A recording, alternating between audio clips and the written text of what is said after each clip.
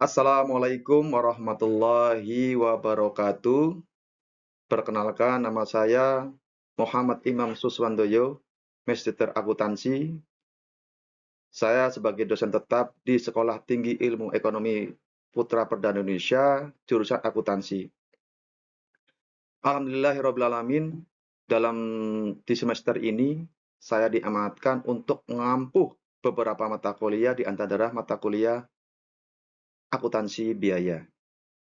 Akuntansi biaya ini diajarkan di Ampuh untuk mahasiswa semester 2, jurusan akuntansi maupun manajemen, dengan 3 SKS untuk jenjang sarjana.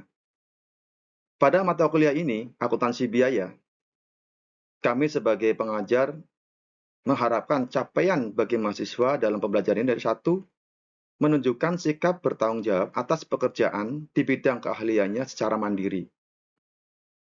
Dua, mampu menunjukkan kinerja mandiri, bermutu, dan terukur. Tiga, menguasai konsep teoritis bidang pengetahuan tertentu secara umum dan konsep teoritis bagian khusus dalam bidang pengetahuan tersebut secara mendalam, serta mampu memformulasikan penyelesaian masalah prosedural. 4. Memahami konsep teoritis secara mendalam tentang konsep dasar pengalokasian untuk tujuan perhitungan, perencanaan, pengendalian, biaya, pengambilan keputusan. Mampu mengimplementasikan alokasi biaya dan penyusunan laporan akuntansi biaya sesuai dengan standar variable costing atau ABC, proses dan charge costing, serta memformulasikan masalah, mengumpulkan gagasan yang relevan, melakukan analisis, sintesis, dan evaluasi atas informasi, serta mengaplikasikan gagasan untuk membuat keputusan. Definisi mata kuliah. Mata kuliah ini, mahasiswa belajar tentang konsep, sistem, metode, dan teknik perhitungan biaya untuk objek biaya dengan penekanannya pada perhitungan harga pokok produk pada perusahaan pabrik.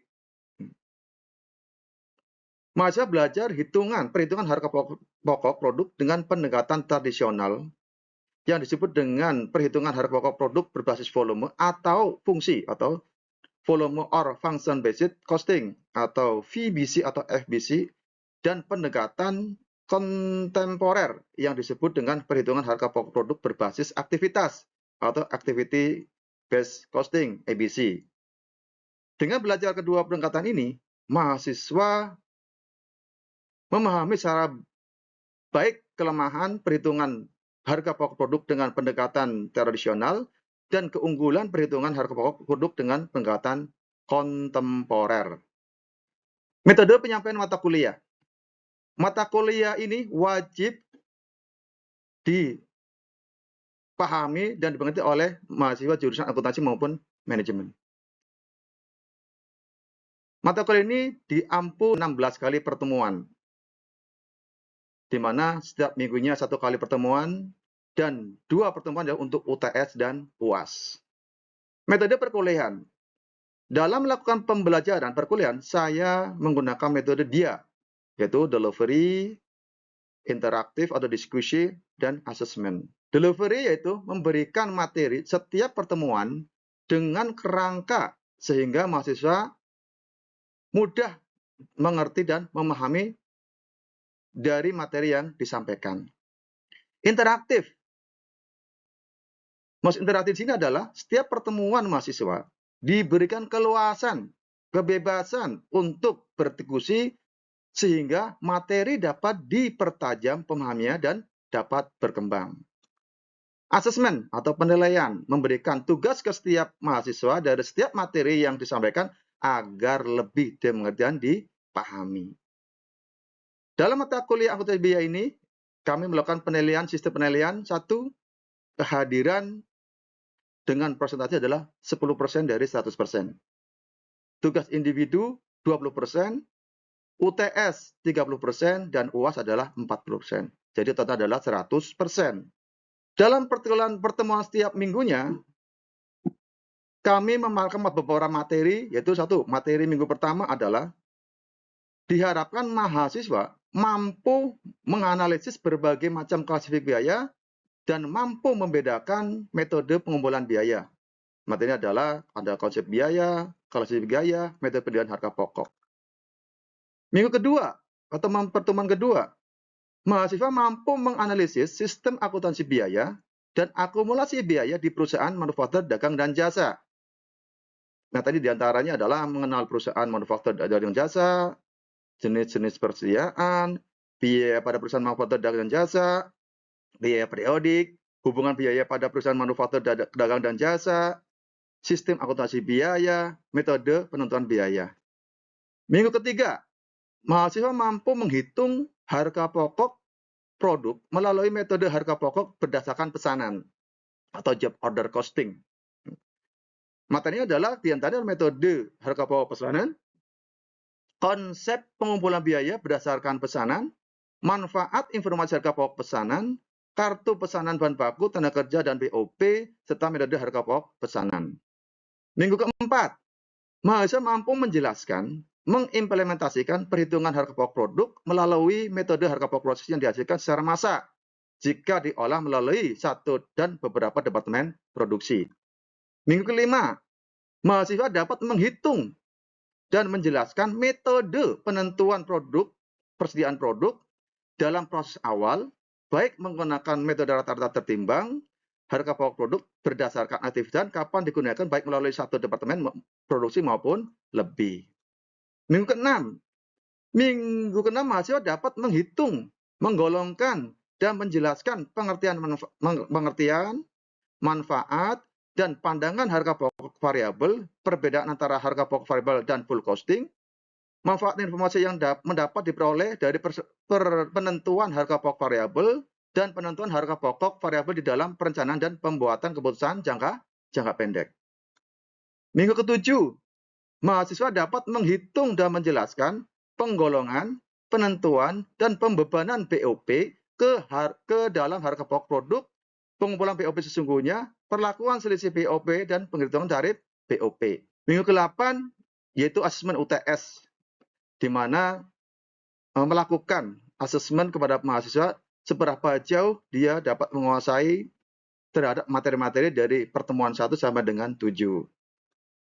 Minggu ke-9, mahasiswa dapat menghitung dan menginterpretasikan penentuan tarif biaya overhead pabrik, penyusunan anggaran biaya overhead pabrik, metode pengalokasian biaya overhead pabrik dengan materi adalah departementalisasi biaya overhead pabrik, yaitu penentuan tarif BOP, penyusunan anggaran BOP, alokasi budget biaya OPP, dan metodenya juga dalam pengolahan BOP departemen pembantu ke departemen produksi.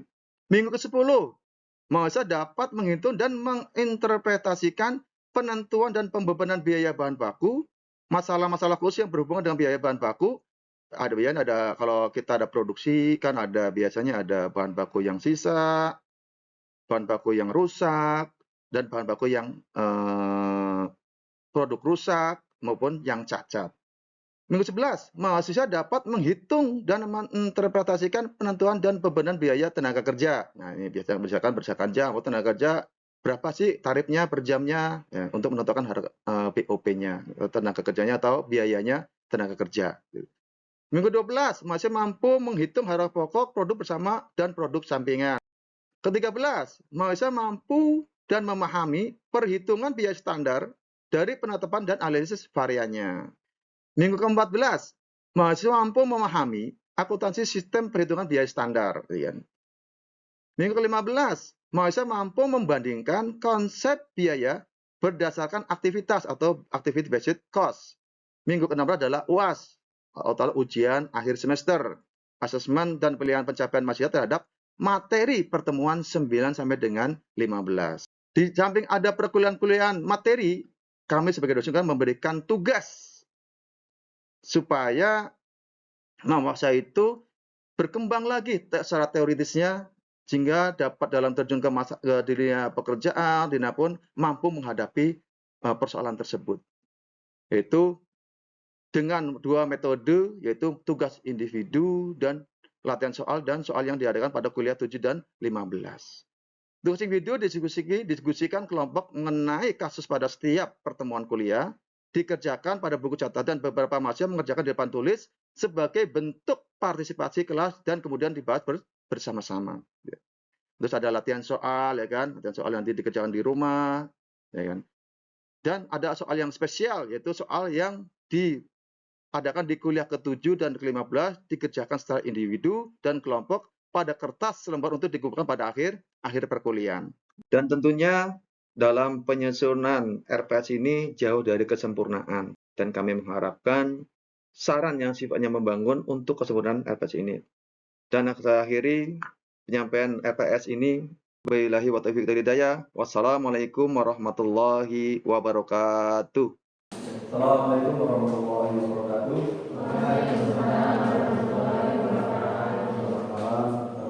Semuanya.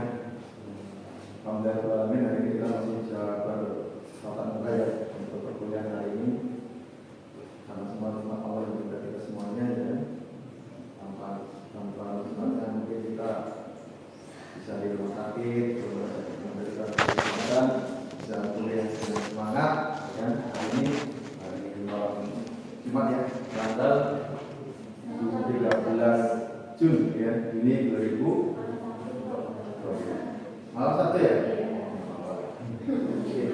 Oke, kita lanjut ke pertemuan kita nanti yaitu pertemuan 8. Kita akan bahas masalah departementalisasi biaya overhead praktik.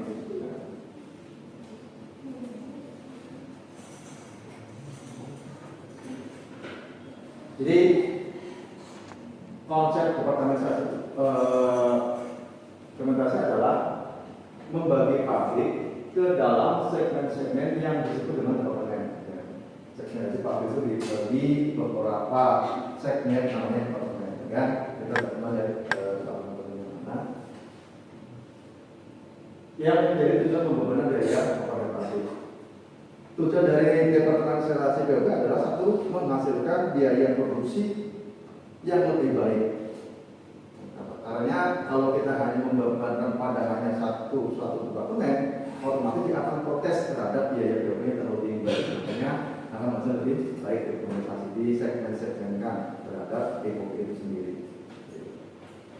Sehingga pesanan yang melewati suatu departemen produksi akan dibebani dengan BOP sesuai dengan tarif yang departemen bersangkutan. Jadi ketika dia melewati harga itu maka BOP yang berjalan, artinya jalan. Tapi kalau melewati depan itu maka dia tidak kenaan atau terkait dengan biaya pabrik.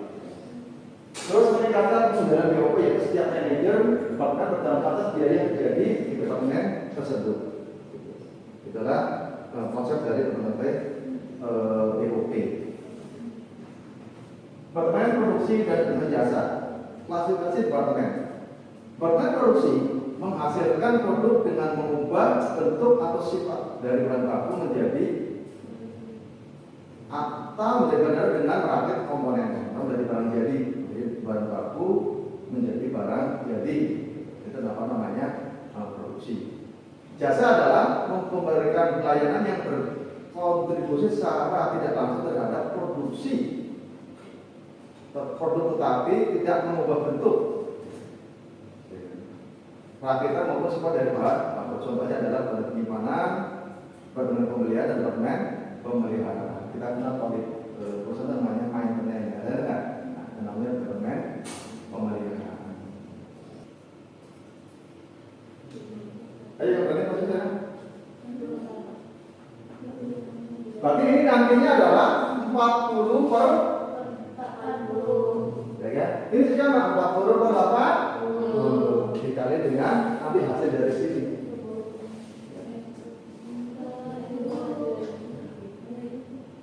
Ayo kita mulai.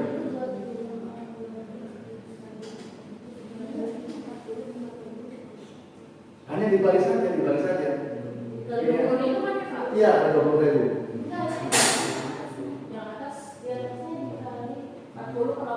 Nanti ini adalah kalinya ketika hasil ini udah ada. Berarti jadi dulu ya tadi ya Pak. sini nih, ya. 30 per 100 kali dengan 20. Maksudnya berapa sini? Tadi total ini. Nah, total ini sebagai pengali adalah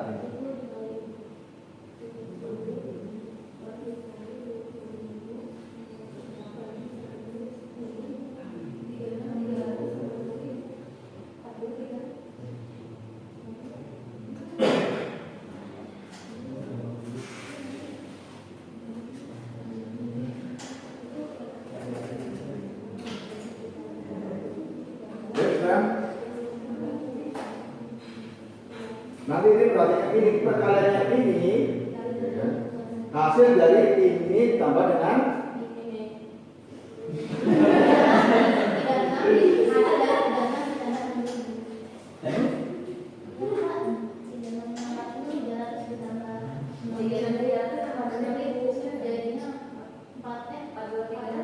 berapa? Ini kan dari 6.000 ya kan? Total ini tambahnya berapa? 4? 2? Ketemu kan? Kita ini masukkan ke sini. Ya, saya berani maju ke sana. Kita hapus dulu ya. Kita asumsikan kita menggunakan metode bertingkat dengan asumsi kita mengambil pertingkatnya dari yang terkecil. Terkecil.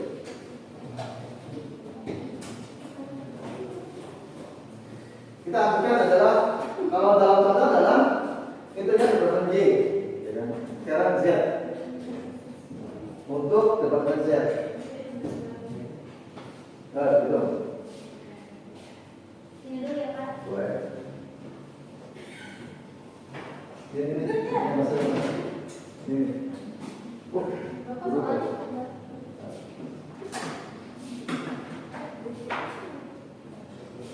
Ya.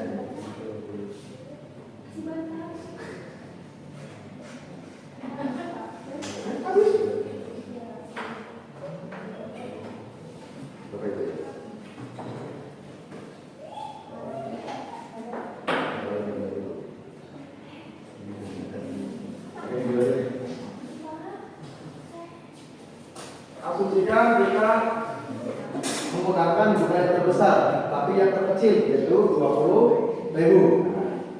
Kali? Oke. Sama dengan di atas saja sini. 6.000. Total. Jadi totalnya ini totalnya. Sekarang tambah 6.000.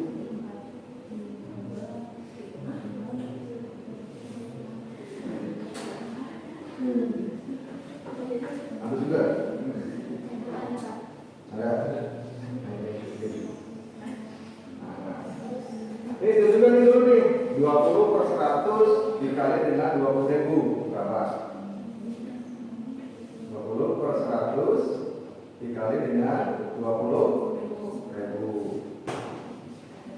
Tadi berapa? 4.000. Ini ini. Nah.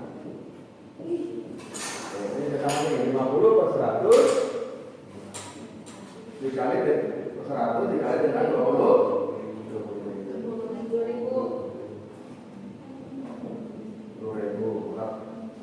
Ya. Nah ini sekarang kembali berapa nih? 40 per 80 dikali dengan 150.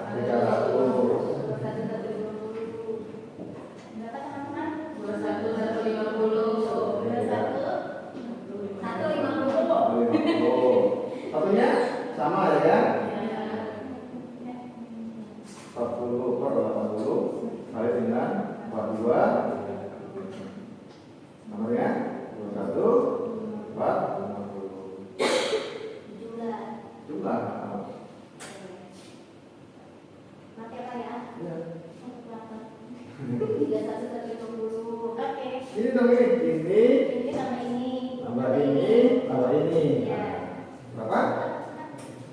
Berapa? 60.000 ditambah 21 Bandingkan 150. tambah 4.000. Bandingkan 150. Nah, tambahannya 80 tambah 50 tambah 10.000. 111, 150.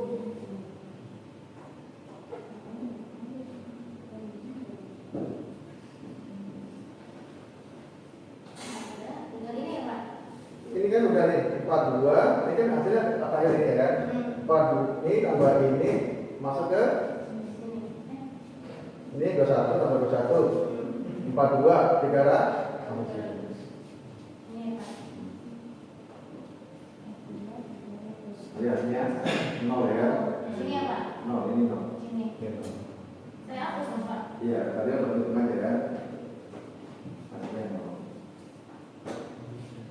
Oke. Oke ya. Hasilnya ada beda enggak? Enggak. 85 lebih besar ya? Ya. Beda ya? Tadinya 82 ini 85. Kalau sudah bilang ini 111. Tadi berarti teorinya sesuai ya. Urutan yang berbeda memberikan hasil yang berbeda. Seperti itu ya. Ini adalah untuk metode bertingkat. Contohnya seperti itu. Jadi kalau kita ngitungnya tadi caranya kan mengatakan bahwa sekali biaya yang telah dituliskan dari suatu kebenaran jasa, tidak ada biaya kebenaran jasa lain yang dibebankan pada kebenaran jasa tersebut dalam angka berikut. Berarti tidak ada, sudah tidak boleh dibebankan kembali. Nah, urutan yang berbeda memberikan jasa, memberikan hasil yang berbeda. Tadi sudah terbukti ya. Kalau kita menggunakan yang terkecil, maka hasilnya akan berbeda dengan yang terbesar.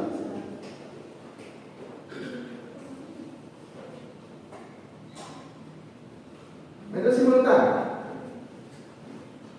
Metode simultan mempertimbangkan secara lengkap hubungan timbal balik antara semua pendapatan jasa.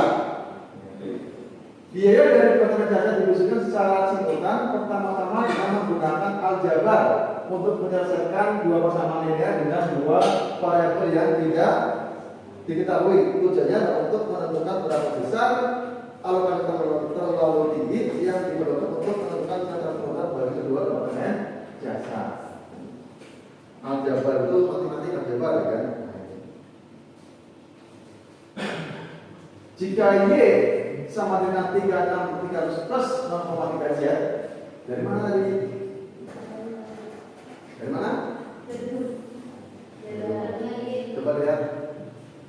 Y total Y adalah menerima jasa dari Z dari Y plus 0,3 Z. Ayo dilihat mana rumusnya ada.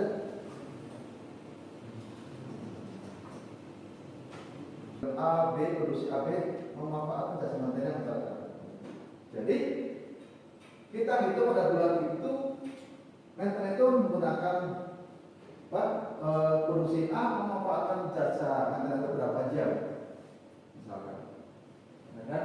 Misalkan totalnya di bulan ini biaya jasa maintenance misalkan 10.000 misalkan. 10.000 misalkan.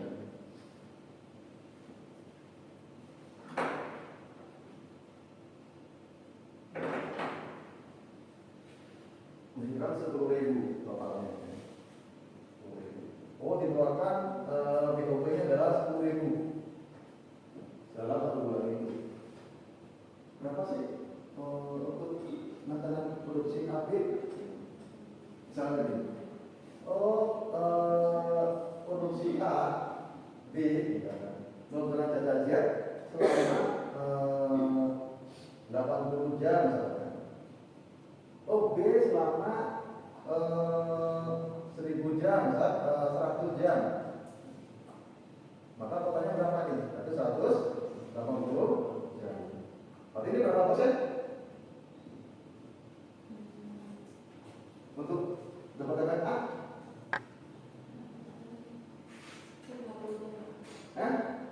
Betulnya gimana betulnya? Yaitu 80 per 100. 80 sama dengan berapa?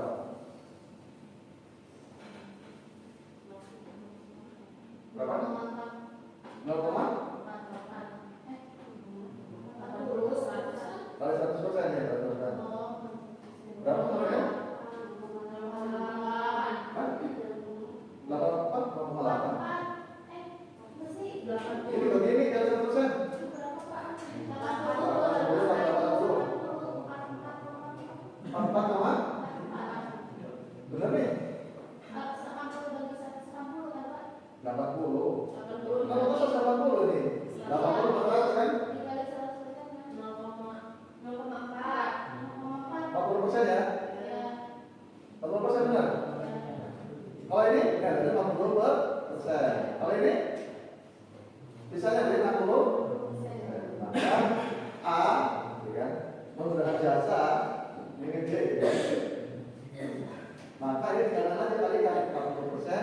dengan 10.000, yaitu 4.000. Ya, ini adalah biayanya untuk BOP yang dikenakan pada bulan itu. B-nya berapa? 6.000. Berikutnya jangan sama dengan perhitungan untuk sewa gedung. Kalau sewa gedung, tarifnya berdasarkan apa? Sewa gedung. Berarti kita satu gedung ini dipakai oleh A, B, C, D. Nah, kita nggak mungkin kalau misalkan satu gedung itu biaya sewa gedung itu pada kebanyakan doang, nggak mungkin ya. Berarti dikusikan pada masing-masing departemen. Itu dengan cara bisa menggunakan dengan luas yang digunakan oleh departemen itu sendiri. Ya. Misalkan, kebanyakan memakai, mereka katanya 1000 meter. Dia A 50 meter, dan 55 meter. Ini 50 meter, totalnya berapa nanti? Persentasenya di total sewa gedung itu dikalikan dengan persentase yang digunakan oleh departemen masing-masing departemen. Sama ini sama. Asuransi juga sama, asuransi gedung sama juga. Bisa dengan luas yang digunakan ya kan, dikali dengan total sebagai total dikali dengan biaya asuransi. Itulah yang dicas DOP kepada departemen masing-masing. Dan ayo rumah sakit sama rumah sakit. Ya. Total dulu berapa nih kalau ini? Ya. Pertama berapa? Itu benar gitu. Kalau pertama itu pakai berapa meter dibagi dengan total biaya ini harus dilunasi dengan tarifnya beda-beda ya kan. Namanya ada kelas A, kelas B, kelas D. Pasti akan beda-beda, itu dari berdasarkan luas yang dia pakai. Kalau rumah 3 ada 4 orang, 5 orang, otomatis ada 5 orang, bisa 5 orang, karena biaya yang lebih murah, biaya sewa. PEB sama ya kan, karena dia sendiri berarti luas itu ya dimakan dia sendiri, bukan kepada dia sendiri. Atau makanya sewanya lebih. Itulah caranya pembubaran pendistribusikan DOP persyaratan departemen. Ada yang tambahan? Tanya. Oke ya. Oke, rasa cukup pertemuan hari ini untuk diskusi deklarasi DOP. Silakan nanti dicari pengembangan yang lain di regulasi yang lain untuk mencoba. Sehingga kita ini materi ini sangat bermanfaat lagi ketika Anda menunjukkan kerja. Karena sebagai accounting, Anda sebelum itu, Mas, tolong ini dikasih berapa sih, tadi berapa sih, tadi berapa sih, tadi berapa sih? Kalau penyusuan itu sama penyusuan dengan penyusuan gedung, sama. Berdasarkan luas, tadi berdasarkan luas yang dia pakai, ya kan? Dikali dengan total luas, dibagi dengan total luasnya, dikali dengan biaya penyusutan gedung. Adalah DOP yang dibuat pada departemen tersebut. Ya, kata cukup ya, kembali ya. Terima kasih atas perhatiannya. Semoga materi ini dapat bermanfaat bagi kita semuanya ya kan. Kalau bukan yang luas, sehingga kita dapat mempraktekkan di dalam dunia kerja masing-masing ya. Dan apabila ada kata-kata yang kurang berkenan, tidak yang kurang valid, kami mohon maaf yang sebesar-besarnya. Assalamualaikum warahmatullahi wabarakatuh. Selamat malam. Ada yang belum saya tadi. Ya nanti ada. Oke, mohon maaf ya. Nanti absen dulu.